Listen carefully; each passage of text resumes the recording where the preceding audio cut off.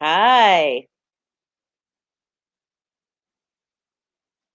Good evening, everyone. Welcome to CPTV Live. When you get in, let me know that you're here. Say hi, CP. I'm actually going to get my comments and questions up so I am ready.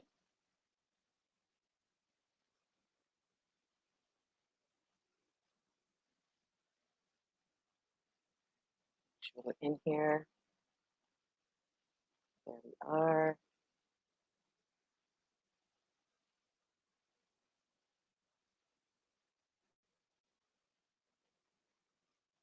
All right. How are you guys? Let me know you're here. Let me know you're here, where you're watching from. Well, the last time I did a live, I had someone that was logged in from Shanghai. I was impressed. I don't even know what time it was in Shanghai.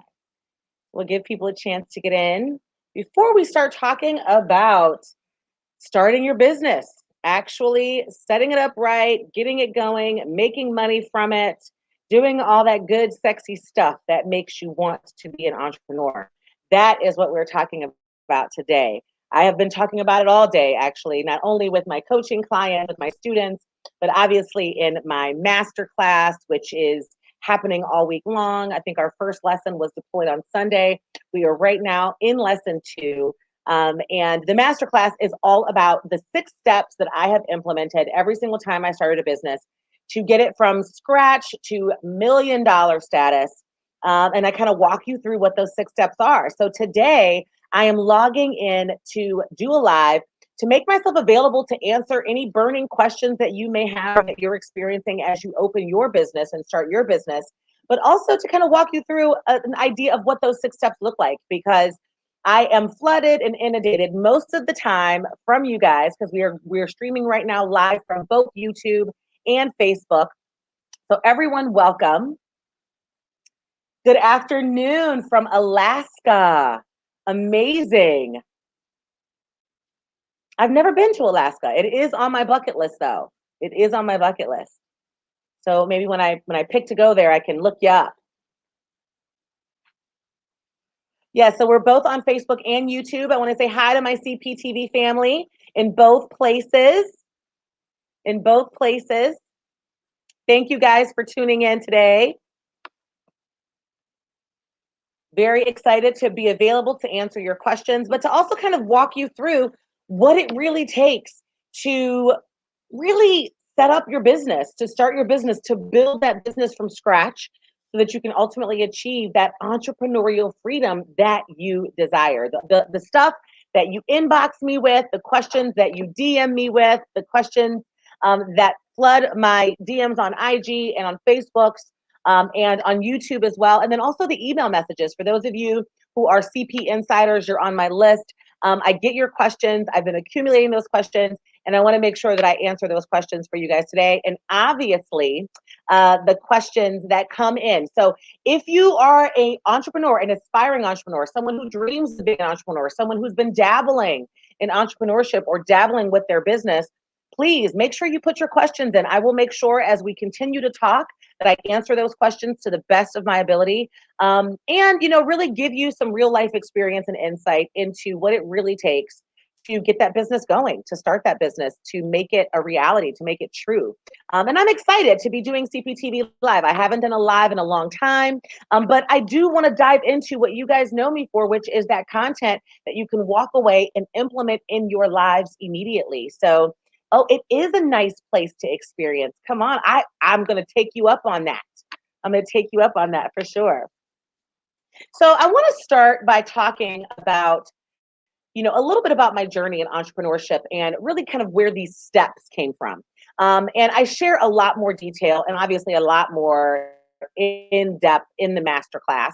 Since I mentioned the masterclass, along the screen, you will see scrolling the link for you to actually register and enroll in that free masterclass. Now, it is free right now. I have done the masterclass before. It's usually a paid program, a paid training for me. But I've been in a giving mood. The boot camp was so amazing for those of you who were watching who were on the boot camp, say hi. But the boot camp was amazing. And I was just in this mood to keep giving because I feel like we have all had the crappiest 2020 that we could have, right? We've got so much going on, so many trials and tribulations that we've been facing. And so I thought, there are so many people out there who have experienced changes in their jobs or furloughs or layoffs or just different experiences due to this crazy 2020 that we're having. And so a lot of people are actually starting their businesses. They want to take them seriously. They may have been dabbling and they really want to get them going. And I'm here to tell you that it is absolutely possible. It is an amazing opportunity. It will change your life, but you've got to do it the right way. You've got to make sure that you're implementing all of the steps that I have come to learn in my entrepreneurial journey. So my entrepreneurial journey, a lot of you already know this, especially if you are CPTV watchers and family.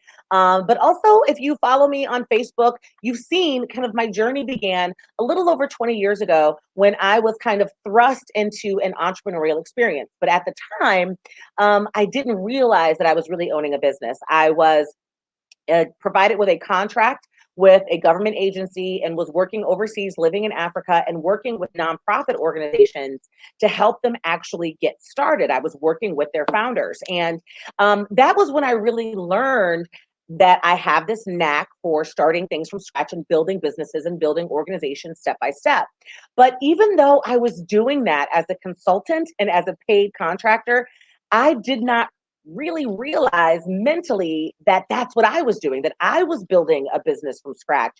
And if I had really had my mindset in the right place at the time, I would have done more due diligence in implementing the primary steps that you have to do in order to start your business and make sure that it is started with a strong foundation so that you can actually make sales and actually make money. Because you can start a business, but if you're not selling enough, if you aren't driving enough customers, if you feel like you're just not making enough money, you'll never be able to quit that full-time gig if that's your desire. And for me, that was my desire. I wanted to quit my full-time gig.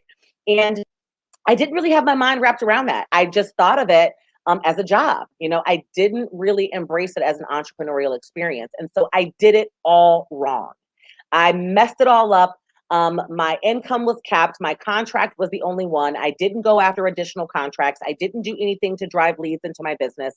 I didn't really recognize that I could make a whole lot of money with 4 or 5 more clients like the one I had and would not need to go work for somebody else. I was completely still brainwashed, I would say.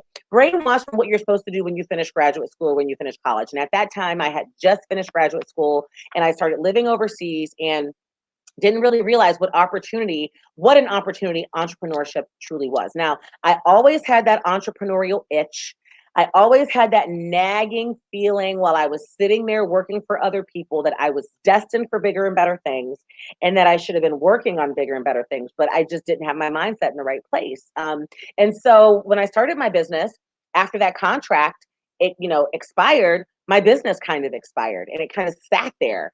And I decided, all right, time to move on and get another job. So I came back to the States, began living my life, and looking for another, job that was paying me 60 or 70 or $80,000 a year. At least that's what I felt like I was supposed to be at because, I had a master's degree at that point, but we all know that that's not the way it works out.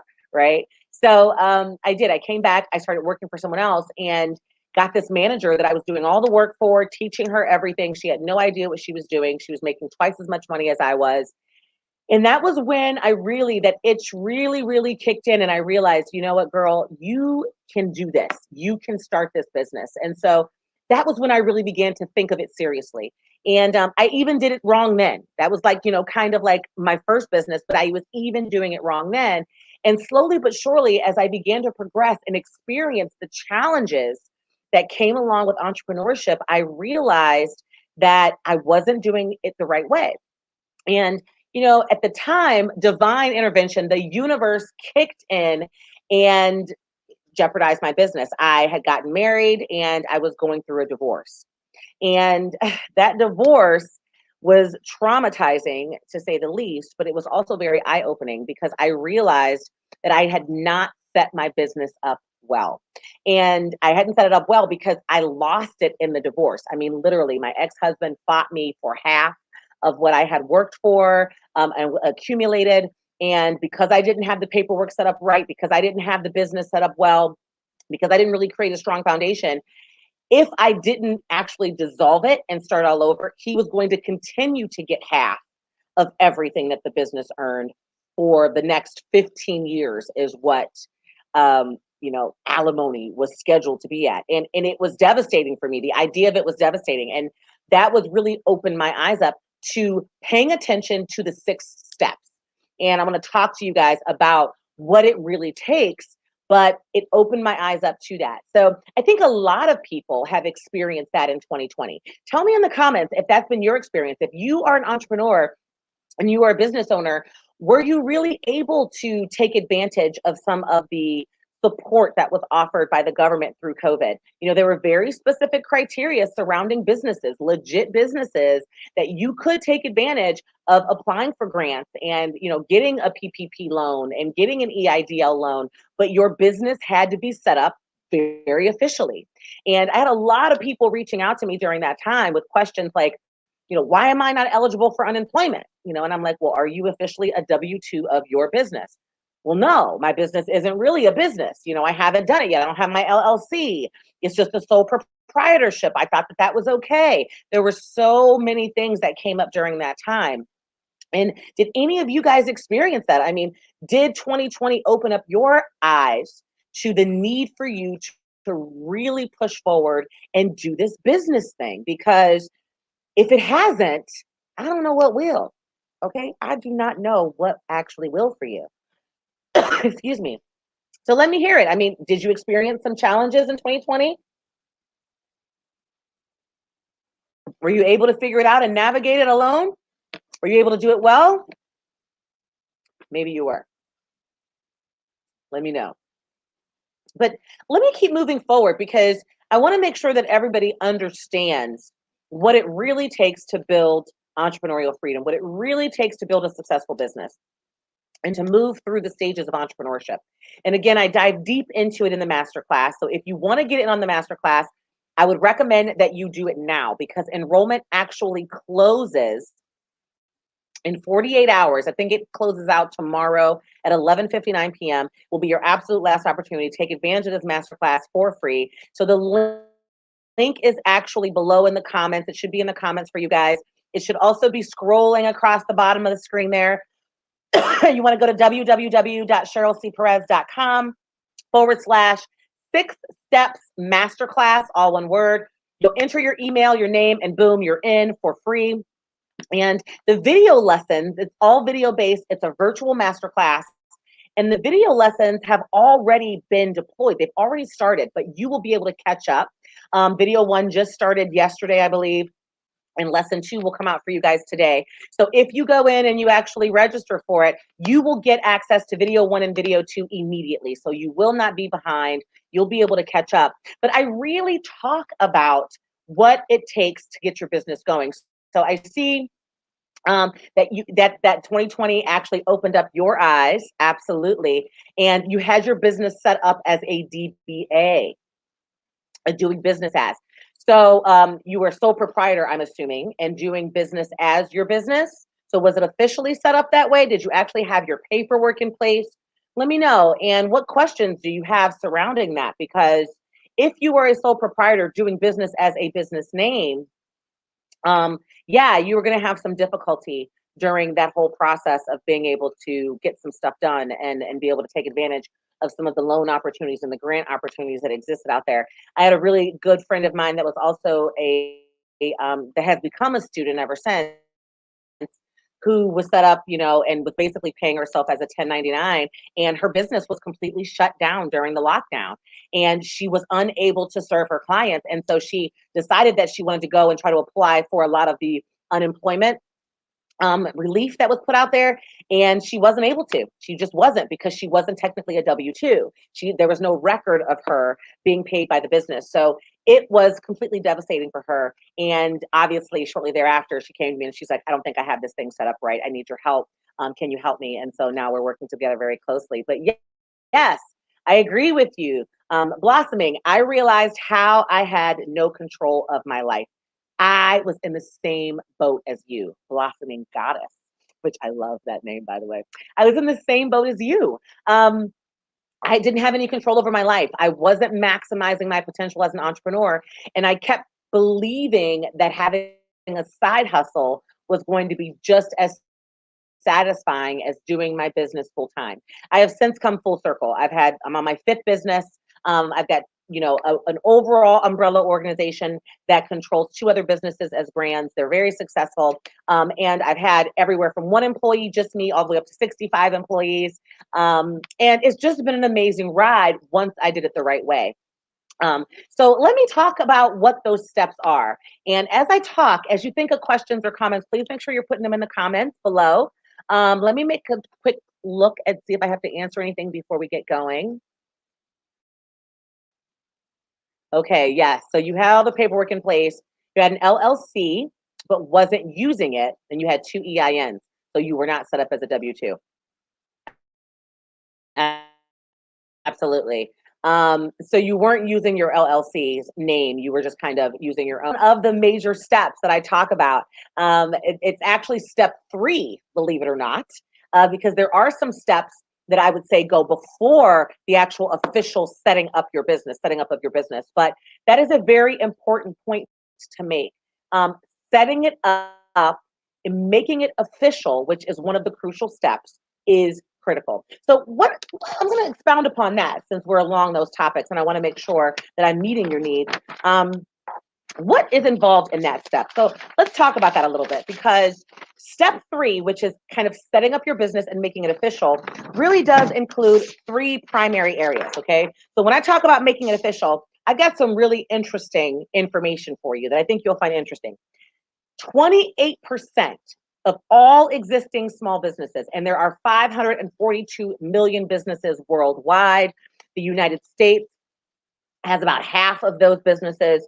28% of small businesses are unprepared for opportunities due to not being legally registered and or official. Yes, almost 30% of small businesses out there. And so what are you doing, right? You have to marry your business. I call it saying I do, making it official. You have to marry your business. Commitment to the whole thing is critical. It puts a whole different spin on it for you, right? And the steps to really making it official involve picking a product or service to start with. And I say that very distinctly because a lot of us as entrepreneurs have a million ideas in our minds at all times. And we usually want to pursue all 1 million of those ideas. And I've done that. I've tried that. I have made that mistake.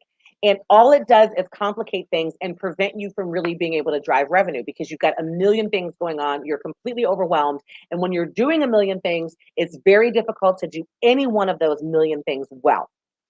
So in step 3, which is making it official, you have to pick one product and one service to start with, to launch with. I recommend one so that you can maximize it. You can really take it to its maximum level of profitability and potential, and then you move on to the next product or service. So you always want to start with just one. If you've got 5 or 6 great ideas that you think are all tied together in order for everybody to get the value, I want you to reevaluate, go back and sit down and pick just one. Because every time you pick a product or a service, you have to implement steps 4, 5, and 6 into that specific product or service. And so you got to do that every single time, over and over and over again. So if you've got 5 products or services that you're starting with, you've got to set up all the processes. You've got to set up all the marketing. You've got to set up all your sales funnels. You got to do all of that stuff in order to make them successful. And if you've got to do it for 4 or 5 or 6 different types of products or services, you're going to be overwhelmed. You're going to procrastinate. You're not going to get it done. And it's going to delay your success and your growth as an entrepreneur. So a big part of step 3 is picking one product or service to launch with. And I'm going to get into step 6, which is actually launching, but you're going to do that every single time. The other thing you got to do in step 3 to make it official is to pick your name and claim your brand. Picking a name is absolutely critical. But the name, there is some criteria. I have students all the time that come to me. They've already kind of started their businesses a little bit. They've been dabbling. They want more. They want to get more out of it. And they're having a lot of difficulty with the name, or they've picked a name that was based off of something personal to them, which I'm not saying is bad. Okay, I'm not saying that that's bad. But I am saying that there's additional criteria that needs to be a good fit in order for you to move forward with a certain name. I just want you to know that, okay? I want you to know that and trust me on that. So, yes, it's important for your name to have meaning, but it's more important for it to have meaning to your customer. It's more important for it to have searchability on Google. It's more important for it to be available as a domain name. It's more important for it to be available when you register it within your country or within your state. It's also more important for it to be claimable on your social media profiles. So all of those criteria must be met before you can pick a name. So typically, when I'm working with my students in my startup academy or in my coaching program, I say, I need you to brainstorm and give me 5 to 10 names. Because as you do your research and you make sure that the domain is available, that all the social handles are available, that all of the profiles are available, that it makes sense, that it's searchable, that it's SEOable. Once you do all of that research, you will slowly begin to narrow down and eliminate some of those names. Because we typically start, like I had a client who was Crystal Creations, and her name was spelled Crystal with a K. So she spelled creations with a K. And she just wasn't having any traction because when she would say, yeah, my business is Crystal Creations, look me up online. Of course, the average person is going to spell creations with a C. And so it was very difficult for people to find her. And actually, she was sending traffic to someone else's Crystal Creations website because Crystal Creations with a C actually existed. It was also easy for her to get the domain because it was kind of an off spelling, but it was very difficult for her to get some of the social profiles because the IG profile was gone, the Facebook profile was gone. So we had to go back to the drawing board and pick a new name. I had that experience even with my own name, with Cheryl C. Perez, believe it or not. Somebody else had already purchased that domain. I was flabbergasted, but it was like one of those internet real estate guys. So he was selling it for a pretty penny. And I had to actually pay a whole lot of money for CherylCPerez.com because it was already purchased. Somebody already had it. So to avoid those types of mistakes, in step 3, making it official, I say you got to pick a name and claim your brand at the exact same time. And that brand includes your domain and all of your social profiles. So that is really, really important to consider. When you make it official, you got to register your name. You got to make sure you know the difference between an LLC and an S Corp and a C Corp, and a nonprofit organization, a nonprofit corporation, or a social organization or corporation. There's lots of different options out there. So you want to make sure you're choosing the right one for your current state, but also moving forward, what's going to be the best business for you, and then going through the process of actually getting it registered. Now, it is not difficult to register. I get questions all the time. Should I pay someone? Do I need this? Do I need to pay a service? No, you do not. No, you do not. We dive a little bit deeper into the masterclass, so make sure that you go ahead and get in on that because, again, enrollment closes tomorrow, but you don't have to spend money doing it. You can do it yourself. It is not rocket science in most states. It's really simple and really easy. And in most jurisdictions, now, if you're outside of the United States and you're watching, hi, you would definitely want to check with your country and what that criteria is. And so in that instance, you may need to hire someone. Because full disclosure, I am not an attorney, but I've done this enough to be able to teach you guys what to think about from an entrepreneurial perspective when you are deciding what type of business you want. If it's an LLC, an S Corp, a C Corp, whatever it is, to give you the opportunity to choose that. So making it official is critical. And then also setting up your proper communication structure and setting up the proper financial structure. That is all in making it official. That's all in that step. And if you don't set up your communication structure, meaning your real true emails, you want to have an email account. I actually teach all of my students to set up 5 from the very beginning. Begin to communicate from all 5, even if you are all 5 of those people. You want to set up 5, and you'll learn more about what those 5 are if you get into the masterclass. But you want to set up those 5 because it sets you up for future growth. So some of these steps I've been able to implement because I've experienced the other end. And so the next time I'm able to implement them, and you want to set up 5, and you want it to have be at yourdomainname.com. We don't want your business, professional brand, the perception from your customers and your clients. We don't want you to lose sales and lose revenue because you have a your business name at gmail.com or a your business name at yahoo.com or whatever. That is not okay. It is not okay if you're serious about people giving you money, because there's a whole level of trust that has to go into giving someone money, right? And if you feel like they're shortchanging or they're not professional because they got it at gmail.com or at yahoo.com, then you're not going to be comfortable giving them your money. There's tons of people out there that have an at domainname.com email that you can give your money to. So you want to make sure that you've got your I's dotted and your T's crossed. And that really is step 3. But I want to take a step back and talk about steps 1 and 2. And then also answer the questions. Take a quick look and make sure that I'm answering the questions that are coming in the comments. But step 1, my love, in starting and setting up and doing your thing as a CEO, as an entrepreneur, building $1 million business and getting your foundation together. Step 1 is getting your mind together. And I've already done a whole YouTube video, a whole CPTV episode on getting your mind right. And if you're watching on YouTube, after, I'll go ahead and link to that in the cards. If you're watching on Facebook, please check out, go to Cheryl C. Perez on YouTube. And when you go into my page, you will just search getting your mind right, and the video should pop up for you. And I walk you through kind of what that is specifically. Obviously, we're also going over it in the masterclass, but getting your mind right is absolutely critical. It involves understanding that entrepreneurial mindset. Remember that story I told you in the very beginning about my business and how my mindset prevented me from really making any money? Oh my God, if I could go back and change that mindset, I would have been all over it. I had so many opportunities to turn that very first experience into a multiple 6-figure business, and I did not, because I wasn't in the right frame of mind. My family wasn't in the right frame of mind to accept a change in my schedule, a change in my workload, a change in my work ethic, until I realized that that was critical in that step. So you got to get your mind right. And I also didn't have a clear business mission or vision, or values. I wasn't able to clearly communicate my why for my business. And once you have mastered that, my love, you will attract to you people who believe in that same mission and who want to buy from you and who will become lifelong customers. So if you think you have a sales problem, or you think that you're going to have a sales problem as you grow and build your business, you just got to get it set up right, and the sales will come. The sales become easy for you at that point. So getting your mind right is definitely step 1. And then step 2, before we get to the making it official, which I've already dove into, is doing your research. You've got to know what's going on out there. You've got to know if your business idea is a good business idea. And I love sharing this statistic with folks, because if you're thinking, well, what do you mean?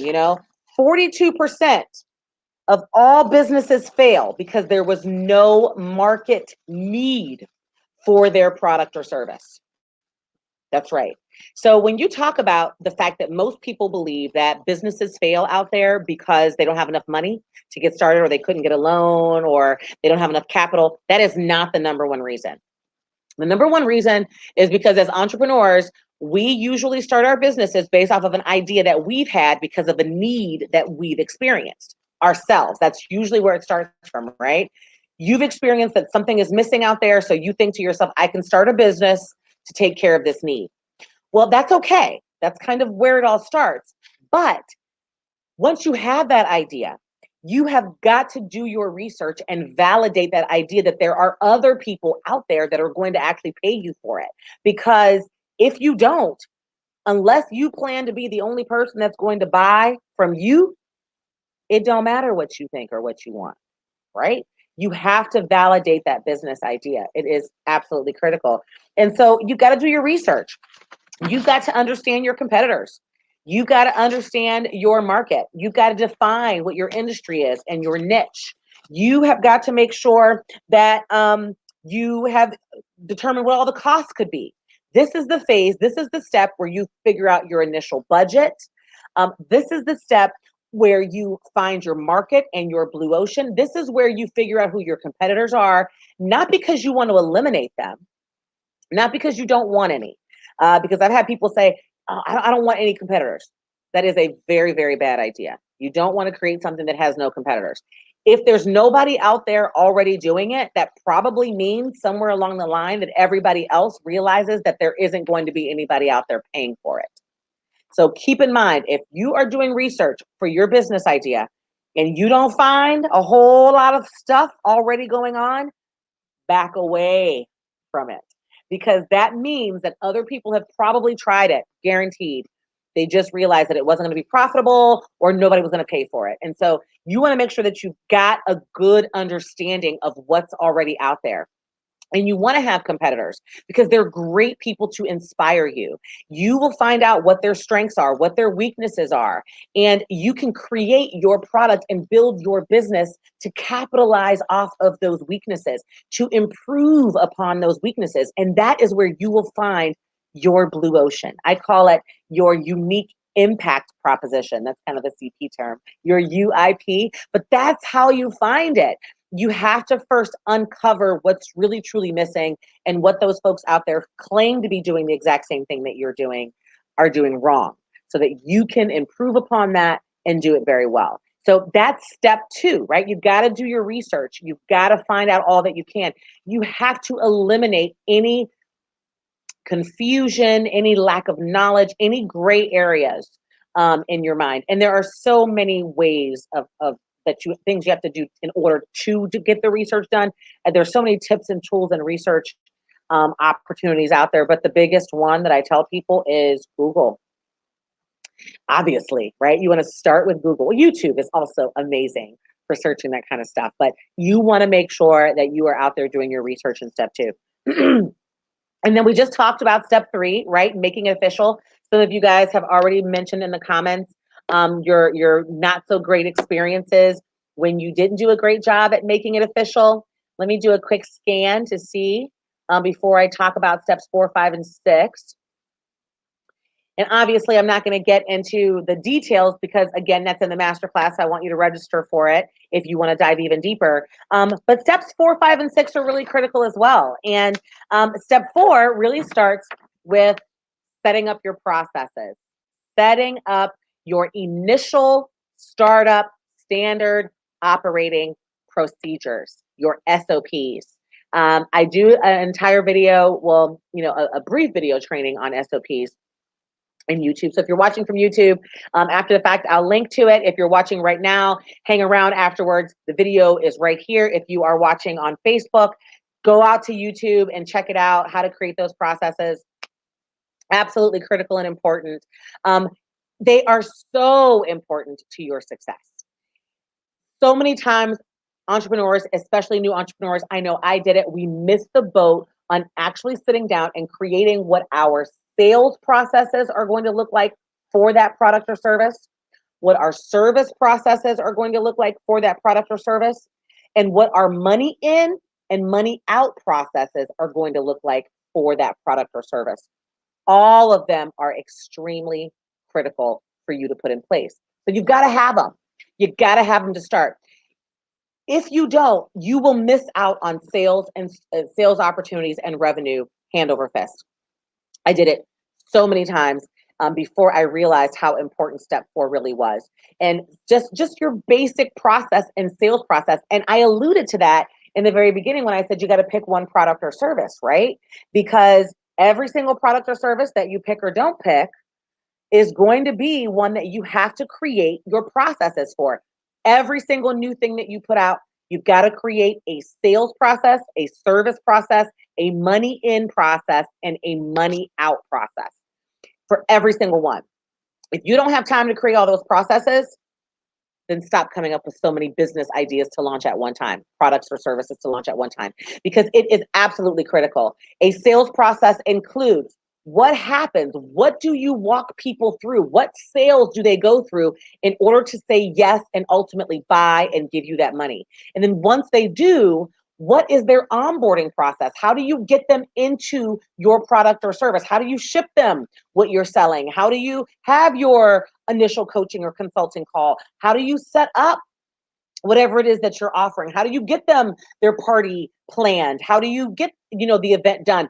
Do not wing it. Winging it is the fastest way to get refund requests, cancellation requests, and to lose customers long term. It is so much more expensive to get a new customer and client than it is to upsell an existing one that has already been serviced well and that you've taken good care of.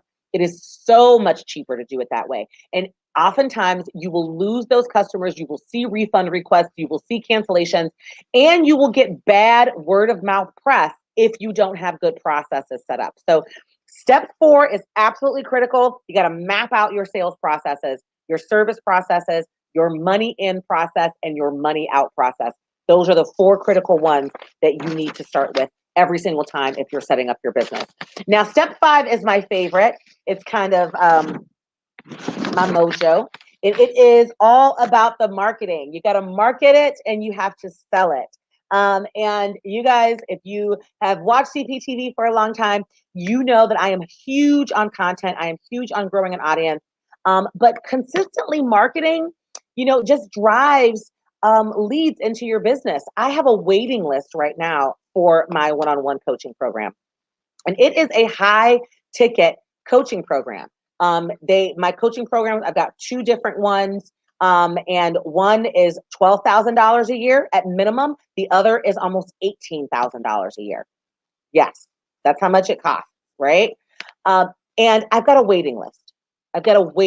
And I can't tell you how frustrating it is for me to have that waiting list, but my capacity is only so much because I give my one-on-one coaching clients so much that I've actually been creating something behind the scenes for everybody else that $12,000 or $18,000 is not affordable for.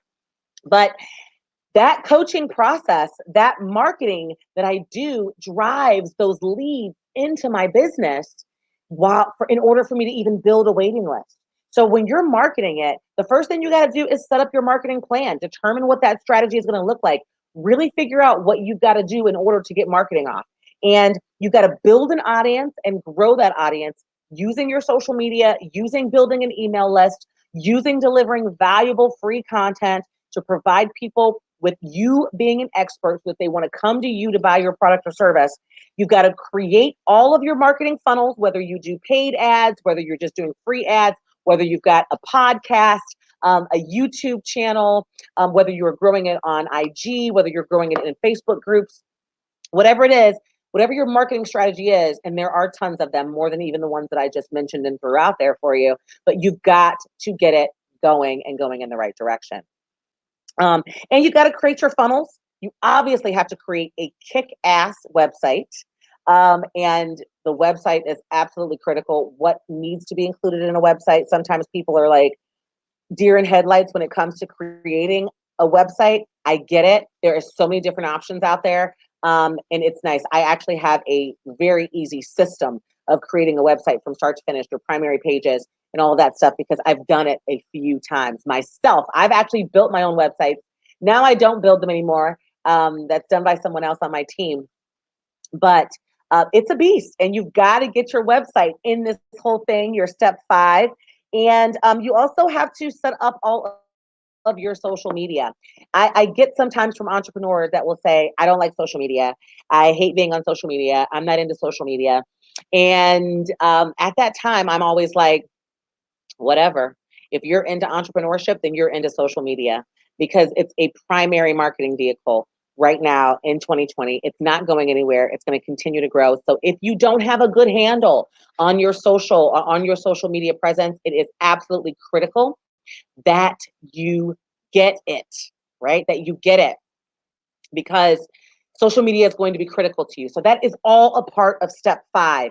All that stuff has to be set up. And I know it seems overwhelming, but don't worry. I'm gonna work with you on how in just a little bit. And then step 6 is a step that a lot of entrepreneurs miss, which is launching it.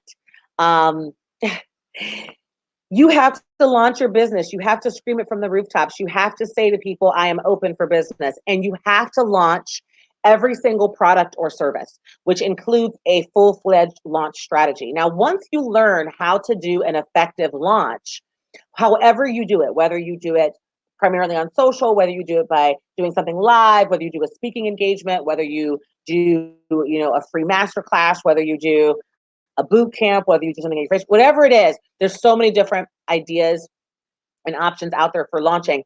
But you've got to create a good launch strategy, a plan, and then you've got to implement some pre-launch stuff, some during your launch stuff that's going to be critical to getting those sales during that launch period, and then also continue that cycle with some post-launch strategies. Now, what is the significance of a launch? I'm going to tell you. A couple years ago, I launched a new product or service on the consulting side of my business, on my HR consulting side of my business. And I was adamant about really doing a full-fledged launch. So it was my first true time, maybe about 3 years ago, launching something, implementing all the stuff that I had learned in the past about successful launching. The cart was open on this particular product. The launch period was about 2 weeks and 14 days. And it was finally, everything was clicking. And I really began to understand the importance of marketing and officially launching to get that infusion of cash in order to move forward, and to also to kind of validate my own confidence and my own feelings, and to take care of and doing all that stuff, right? And that launch in 14 days was over $30,000, right? Don't you want that? Absolutely, you want that. Don't you want that? I mean, if you could show yourself that your product is a good idea, that your business is a good idea, that you've attracted the right audience, and you can launch something, set a date, and get $30,000 worth of sales in 14 days, it's going to feel good.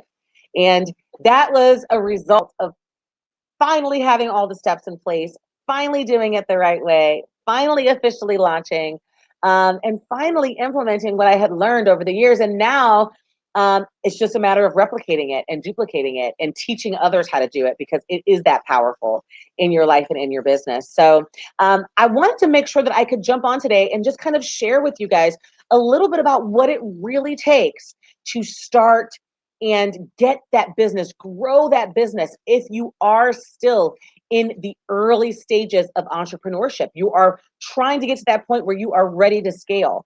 And you're going through those 4 stages of entrepreneurship. I'm not going to get into the 4 stages because I want to make sure I answer some of the questions that I've gotten already and that are in the chat before we move on and move back and move forward. But I want you to understand that if you get in the masterclass, I do dive more into those entrepreneurial things, and you will understand those phases, and you will understand them a lot more because you'll see yourself in some of those phases. Are you a stage 1 in your entrepreneurial journey, or stage 2, or stage 3, or stage 4? Wherever you are, in order to move and progress to that next stage from 1 to 2 and so on and so forth, you've got to set it up right. You cannot piecemeal and kind of, sporadically get things set up. All of what I have talked to you about today is critical, and everything that I give you in that masterclass is critical. So let me answer a couple of questions, and then I also want to do a quick skim. So if you've got questions that you want me to answer directly as it relates to you, go ahead, get personal, put them in the comments. I'll do a quick skim, see if there's anything new in there. Let me check Facebook really quick to see if there's anything been added over there, and check my YouTube as well. See what questions we have. And as you guys get your questions in there, I think I've answered kind of all of them. If I missed any of them, let me know. But I think I kind of answered it as we were talking. Let me know. And I did get a couple of DMs sent over to me in advance. I want to pull those out and make sure I'm answering it. All right. So the big question, actually, I got 3 of the same question. How do you know what type of business you should start, and if you should do a nonprofit versus a for-profit? I do get that question a lot. And, when you're evaluating the type of business that you want to start, and a lot of times people think that if they want to have a social cause tied to their business idea, that they have to start a nonprofit in order to successfully do that. And sometimes that's true. Sometimes, depending upon the actual service or product that you want to deliver, a nonprofit is a better fit. However, I want to ask you this question, and I want you to ask yourself this question as you're deciding between a not-for-profit versus a for-profit organization. There's really like two or three critical questions. Number one, do you want to own the business? Do you want to own the business? Do you want to be the owner of the business? That's one critical question. Number two, do you want to make money from the business? Meaning personally, extract profits from the business, make money, build, wealth through that business. And question number three, is one of your goals at all to build a legacy or leave it to a child or leave it to a grandchild or leave it to your community?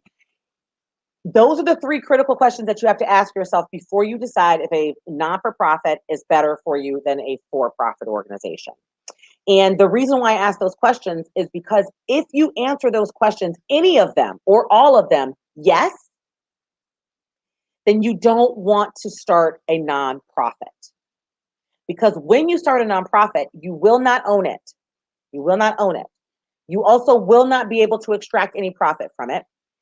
And you cannot leave it to anyone else. That is the very essence of a nonprofit. Now, you can still start a for-profit organization. You can still deliver social related services and products to the world through a for-profit organization. You absolutely can. Or you can start a for-profit and make some money. And then when you build that wealth and you've got, you need some tax breaks and you've got an extra $1 million lying around, you can start that nonprofit and give that money to your nonprofit and set the mission and set all of those things. But if you've answered yes to those three questions in any way, shape, or form, then you don't want to start a nonprofit. But if you did answer those questions and you say, no, I'm good, I want to start a nonprofit, you still have to follow the 6 steps. You still have to set it up the right way. It still matters, because the only difference between you and a for-profit is that your revenue stream will include grants. It's almost sometimes harder because you're asking people for donations for an intangible something or other. So your revenue is going to include grants, and you still have to have a brand. You still have to make it official. You still have to set it up. You still have to, do your tax ID, set up your financials, begin to market, put out content, build an audience. You still have to do all of the same things, whether it's a not-for-profit or a for-profit organization. But that's probably the biggest difference. So hopefully I answered that question for you guys out there. Blossoming Goddess, I want that. I want to say, I finally. Yes, I want to say, I finally, for sure. For sure. So let me answer one more question. I think we're gonna start to wrap it up a bit. So again, if you guys have questions, I'll do a quick skim before we finish up.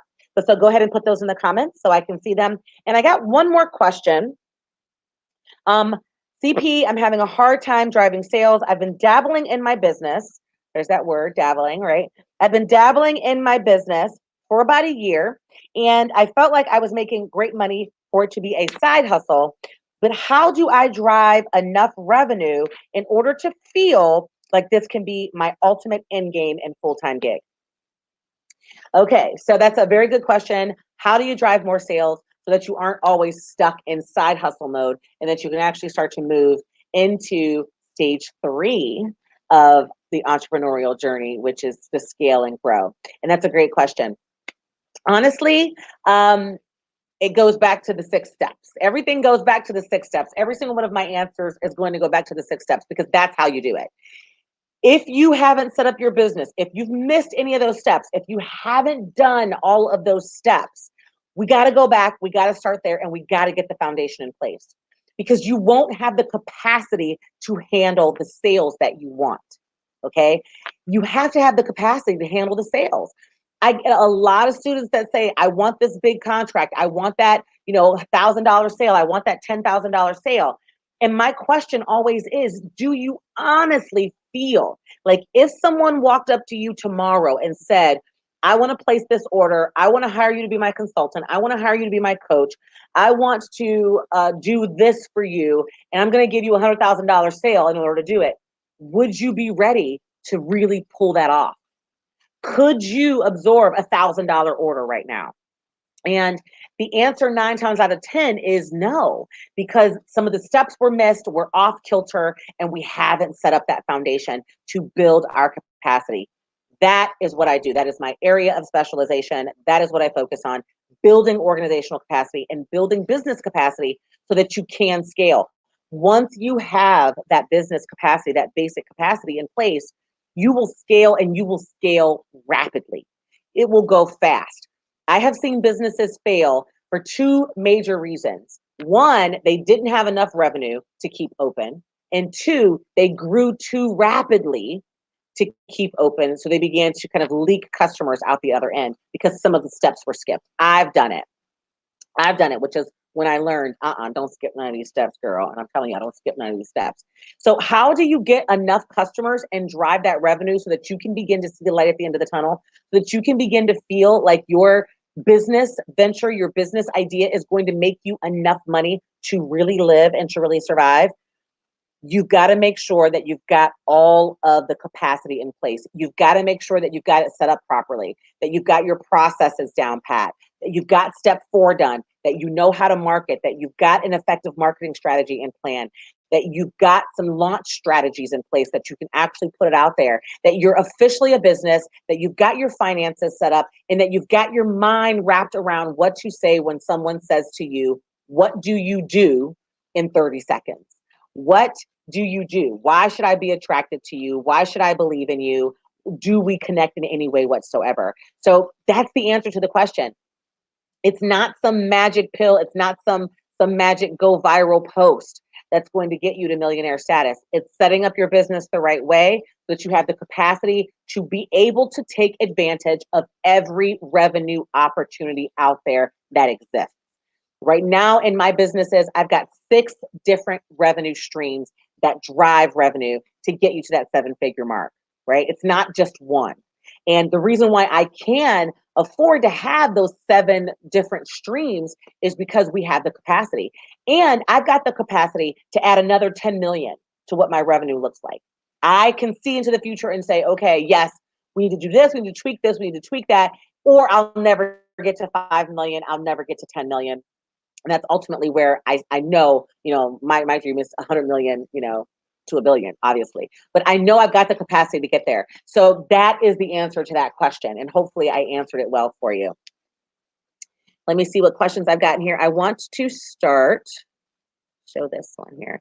I want to start a product and service business. I don't know which to launch first. All right. So you need some clarity around your idea. So you want to start a product business and a service business. I would probably honestly tell you to begin to kind of get that clarity around the research, right? Finding out which one is going to drive the most revenue and profitability for you in order to help the other one grow. Now, in my experience, service-based businesses are going to have a lower overhead and allow you to have lower operational costs so that you can drive more revenue and bring in more profit immediately. You'll make more money from a service-based business. They're just usually the lower overhead.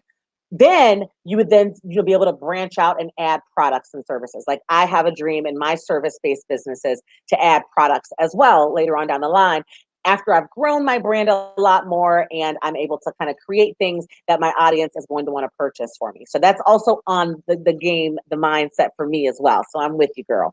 But I would probably say if you had to choose one to start with, do your research definitely on both of your ideas. Validate that idea, see what's out there, find out what your competitors are doing, kind of implement step 2 very thoroughly. But I would probably lean more towards being honest with you and saying the service-based business is probably going to be more highly profitable for you off the rip. It's going to be cheaper to start, which doesn't require investments or capital from outside sources. And you'll probably start to make higher ticket, more money from that type of business right off the rip. So does that answer your question for you? Did I do good? Let me do a quick skim. See if I've answered everything. I think I kind of answered everything as we were talking, as I was going through today's lesson. So I'm going to go ahead and start to wrap it up. If you have any other questions at all about these 6 steps, what you need to do please make sure you check out that link. You can enroll in the masterclass. It's down below. It's in the comments. It is also scrolling across the bottom of the screen. CherylCperez.com/6 steps masterclass. It is absolutely free just until tomorrow. After that, the free goes away, but it will walk you through the 6 steps and get more in detail and more into what you got to do to kind of get it set up. Because I believe that 2021 is your year, my love. I believe that 2021 is the year that you will walk away from any kind of 9 to 5 that is not serving you and move completely into your entrepreneurial journey to begin to build that life of freedom and flexibility that you so much desire. So if you're watching on YouTube, make sure that you subscribe, because I am here every single Tuesday giving you those golden nuggets to help you live that life. If you're watching me on Facebook, hey, Facebook family, make sure you like this page. Let me know your thoughts. Put some stuff in the comment. You can also always reach out to me by going over to my website, CherylCperez.com, or following me at Cheryl C. Perez on IG and LinkedIn, or CCP Impact on Facebook. Make sure that you check that out. It has been absolutely amazing. I'm hoping to see you guys in this free masterclass so that we can continue this journey together. And if not, then I will definitely see you right back here in the same place next Tuesday. I won't be live, but I will be on CPTV. Have a wonderful evening. Stay safe. It is getting crazy out there with this pandemic. And until next time, my loves, have a wonderful evening. Bye-bye. Mwah.